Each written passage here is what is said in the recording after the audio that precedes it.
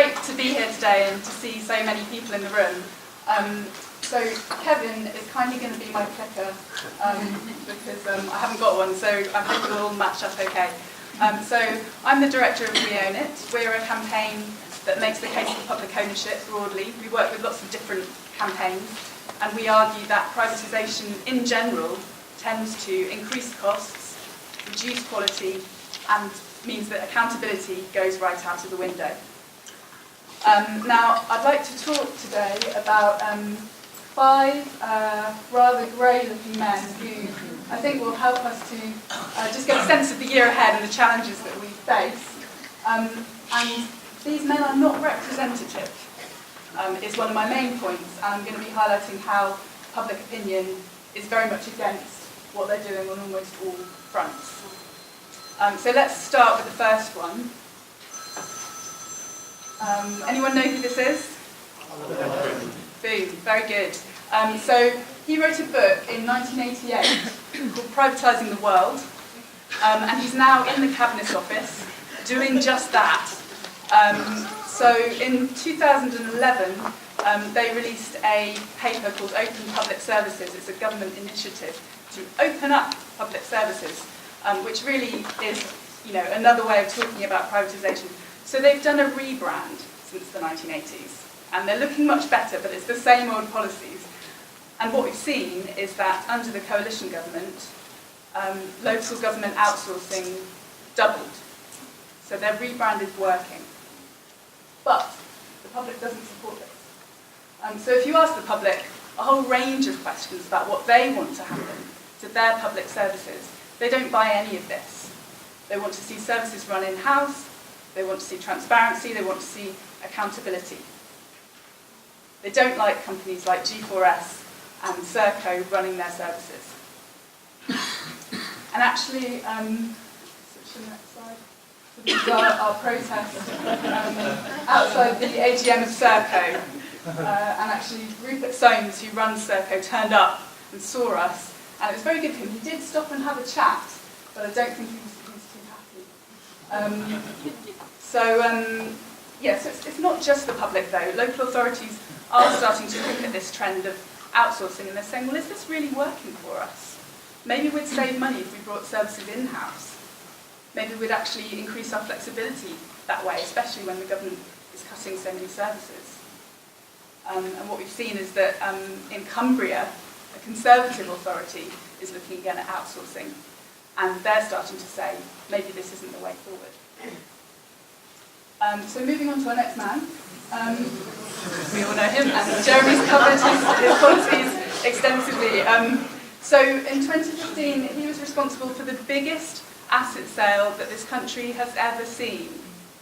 That was about selling off Royal Mail, the rest of Royal Mail, RBS, Lloyds Bank shares, and now what he's going to be announcing yet more of probably this coming week, and what he announced in November, is that he's looking at privatising the land registry. He wants to bring private sector capital into Ordnance Survey. He wants to privatise student loans. That's definitely in the plan. He's reviewing Channel 4, and he wants to sell off the government stake in National Air Traffic Services.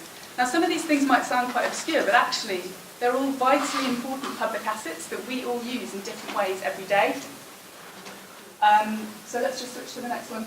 And we asked the public what they thought about this, and it's completely not backed by the public. People want these assets to stay in public hands. The whole argument about balancing the books, which Jeremy talked about, we're going to lose the profits from these assets forever if we sell them off. So it doesn't make economic sense. And that's been acknowledged by the Office of Budget Responsibility and the Institute of Fiscal Studies. They've both said this might reduce short-term indebtedness. It doesn't help in the long term because you're selling off things that make a profit. You don't see private companies doing that. You don't see Tesco selling off its most profitable store. So it doesn't make sense. And that's why we launched this campaign. Now, don't talk about this campaign because we just had a copyright challenge. So we're rebranding it, and it's now going to be Don't Sell Off Our National Treasures. So we're going a bit with the kind of, nationalism angle. But we're working with lots of different organisations, to tell the stories behind these public assets and explain why they're so fantastic and why they need to stay public. Moving on. This guy's going to be well known to lots of you. Sorry to show you his face on a nice Saturday morning. Jeremy Hunt does not value the contribution that doctors make, or that anybody working in the NHS makes. Obviously, he wants to reduce safeguards. That's going to have a knock-on impact on patient safety. If people are working more for less money, that's a disaster for the NHS. And we can see that the public don't actually buy this either. They support the junior doctors. And they support a public NHS. So 84% of us want to see the NHS in public hands. So, yeah, it's absolutely vital that we join together and use some. I'm sure you guys know much more about the NHS than I do. I'm sure there's lots of knowledge in the room. But there's efforts happening all over the country to try and save our NHS, which is vital because 40% of new contracts are now going to the private sector. So this guy, people know who he is? Very good. Patrick McLaughlin. He's in charge of transport. Fun fact, he's the only one of these men who didn't go to Oxbridge. He was actually the son of a coal miner, but he broke ranks in the 1984 miners' strike. So this man is currently looking at how to break up our railway network forever. There was a fairly secret meeting between the Department for Transport and UBS Investment Bank and Infra Capital, where basically the department said, how would you feel about buying off some sections of our track? And the investors kind of gave their views on that. Meanwhile, Network Rail has brought in Citigroup bankers to ask them to advise on how to sell off our stations, so Network Rail owns stations around the country. And they're looking at selling off the power lines behind the railway. This is completely insane, and it will make it impossible, well, pretty much impossible, to ever get a publicly owned railway that 66% of us want to see.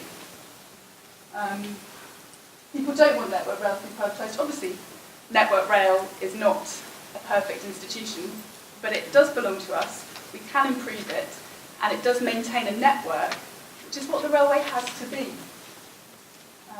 So we launched a campaign the other week to start to draw attention to the fact that stations are being sold off, or could be sold off. And we worked with TSSA and RMT and others on that. Moving on. Cameron. He's not looking so shiny in that picture, but normally his shiny face seems to get him through anything. I don't know how that happens. He's destroying our public sector. And even his own mother, you may have heard, is now raising questions. She's signed the petition against the closure of children's centres in Oxfordshire, which is a big issue. I'm from Oxford, and it's a huge issue, and his own mother is coming out against it. And his aunt has apparently called the cuts a great, great error. However, bad news on the public polling front, because the Tories have been telling a really good story. Well, it's not a good story. It's an untrue story about the need for austerity, but people have heard it so many times that they are buying it. And sadly, more people are now thinking that austerity is good for the economy. If you switch to the next slide. A majority of people think that these cuts are necessary. So we have to do something about that. And luckily we have people like this on our side, who I think they're all brilliant in different ways. So, yeah. Moving on. So, they have the power, but I think that we can have the vision and we can have the solutions. And just the other week, we got our first council signed up to the Our Services, Our Say campaign, which is our campaign on outsourcing, that is supported by UNISON. I think, if we can start to get councils saying that outsourcing isn't okay, that is one great solution. We have the public assets that make a profit. and we can tell the stories behind those assets and say that we do want to stand up for them, we do want to keep them public. Moving on to the next one.